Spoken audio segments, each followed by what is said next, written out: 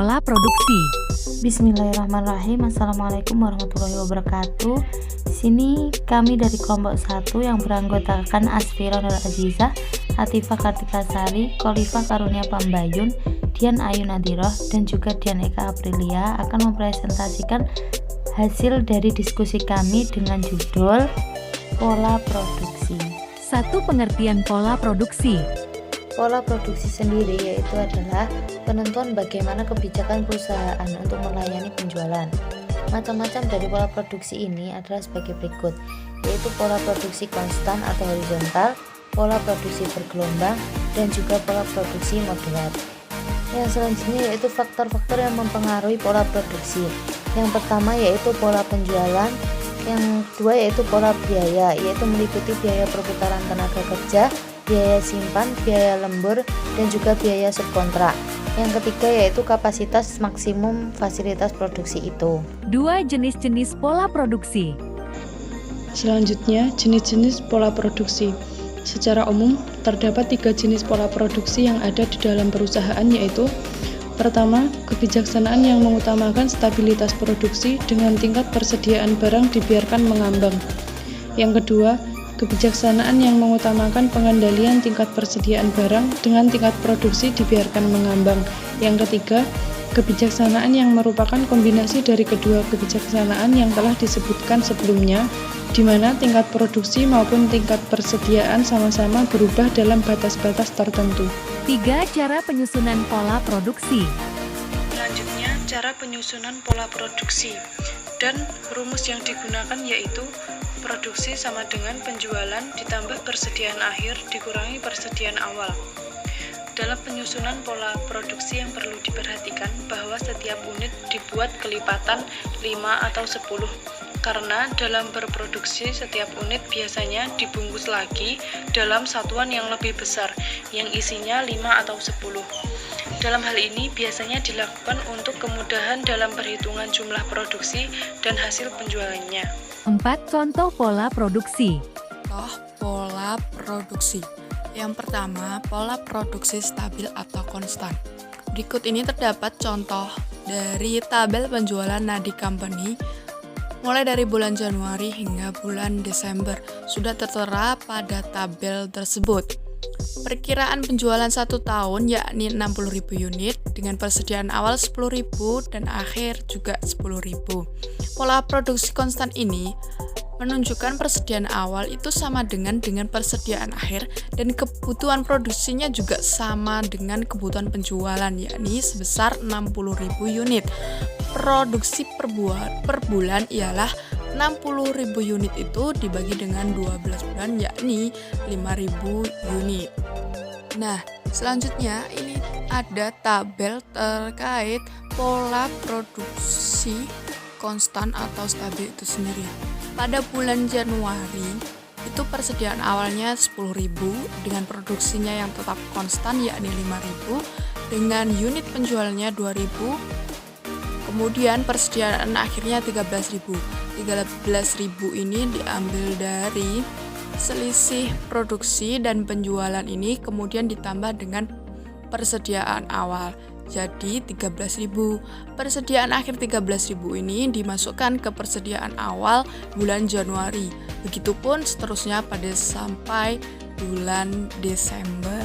Contoh pola produksi yang kedua yaitu pola produksi bergelombang. Pola produksi bergelombang merupakan pola produksi yang jumlah produksi selama 1 tahun pada setiap bulannya selalu berubah-ubah mengikuti perubahan tingkat penjualan.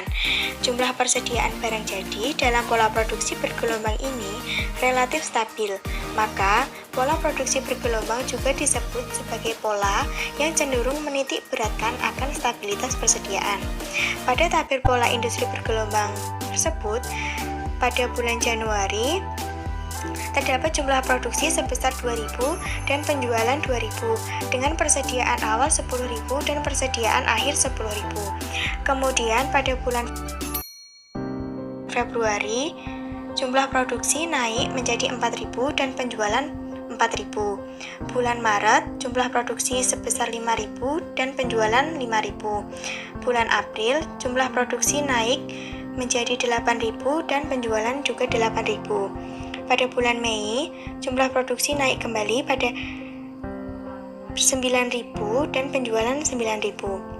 Pada bulan Juni, jumlah produksi menurun dari 9.000 menjadi 8.000 dan penjualan juga 8.000. Pada bulan Juli, jumlah produksi mengalami penurunan yaitu 7.000 dan penjualan 7.000. Bulan Agustus, jumlah produksi menurun menjadi 6.000 dan penjualan 6.000. Bulan September, jumlah produksi menurun menjadi 4.000 dan penjualan 4.000. Pada bulan Oktober, jumlah produksi menurun menjadi 2.000 dan penjualan juga 2.000. Pada bulan November, jumlah produksi tetap yaitu 2.000 dan penjualan juga 2.000. Kemudian di bulan terakhir yaitu Desember, jumlah produksi meningkat menjadi 3.000 dan penjualan 3.000 dengan persediaan awal 10.000 dan persediaan akhir 10.000. Yang selanjutnya yaitu pola produksi moderat. Pola produksi moderat yaitu pola produksi yang bergelombang, tetapi gelombang produksinya tidak terlalu tajam, sehingga ia bisa dikatakan mendekati konstan. Pola produksi ini juga merupakan suatu pola produksi yang berada di tengah-tengah apabila dibandingkan dengan kedua jenis pola produksi yang pertama dan kedua. Perubahan yang terjadi di dalam penjualan produk perusahaan setiap bulannya itu akan bersama-sama ditutup oleh perubahan persediaan barang jadi dan juga kegiatan produksi dalam perusahaan yang bersangkutan tersebut. Kenaikan atau penurunan jumlah penjualan produk perusahaan setiap bulannya itu akan dibagi sebagian pada tingkat produksi dan sebagian lagi pada jumlah persediaan barang jadi dalam perusahaan. Untuk cara perhitungannya itu sama seperti sebelum-sebelumnya, yaitu persediaan awal ditambah produksi dikurangi penjualan yang akan menghasilkan persediaan akhir. Nah, di sini dapat kita lihat dari tabel ini bahwasannya tampilan dari persediaan awal dan juga persediaan akhir pada pola produksi moderat itu sama dengan tampilan di pola produksi konstan.